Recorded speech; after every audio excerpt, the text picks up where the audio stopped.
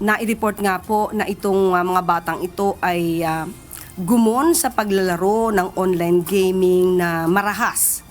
So, napag-usapan po na yung mga ganong klaseng app ay dapat na maban sa Pilipinas. So, maganda pong mungkahiyan at sana makagawa agad ng batas at open po ang Pangulo sa ganyang mga panukala. Handang pakinggan at pag-aralan ng palasyo ang mungkahing tuluyan ng ipagbawal ang mararahas na online games. Kasunod ng ulat na ang isa umanong suspect sa pamamaril sa San Jose National High School sa Tacloban City ay gumon sa isang bayolenteng laro. Ayon kay Palace Press Officer Undersecretary Claire Castro, dapat nang umaksyon ang mga mambabatas hinggil sa isyong ito. Sa tingin po natin, kahit hindi na po kausapin ng mga mababatas dahil sa nangyari pong ito, ay mabilisan din sila magbabalangkas ng batas para po maisakatuparan ito.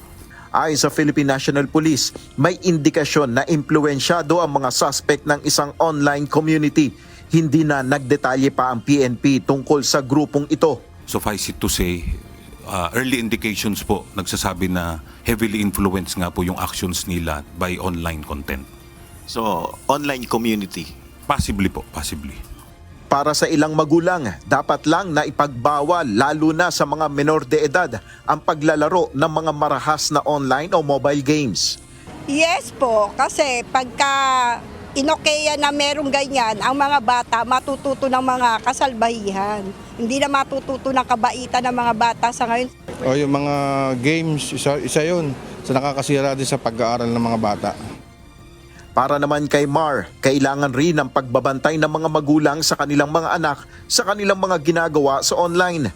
Sa mga bata naman po sana po at gawin din po ng mga magulang na i-check lagi yung mga bata sa ginagawa nilang games or kung ano yung nilalaro ng mga bata na yun. Samantala, suportado naman ng PNP ang panukalang ibaba ang age of criminal liability sa 12 years old. The PNP is supporting the lowering the age of criminal responsibility po. Age what, Colonel? We are thinking 12 years old po. Bukas naman si PBBM sa anumang ideya na ibaba ang edad ng criminal liability. Sa ngayon, walang posisyon ng Pangulo kung anong edad. Pero kung ang sinadjust nila ay 12 years old, ito ay reasonabling edad. Nel Maribuhok, UNTV News and Rescue. Diyos ang aming sandigan, serbisyo publiko ang aming pinahalagahan.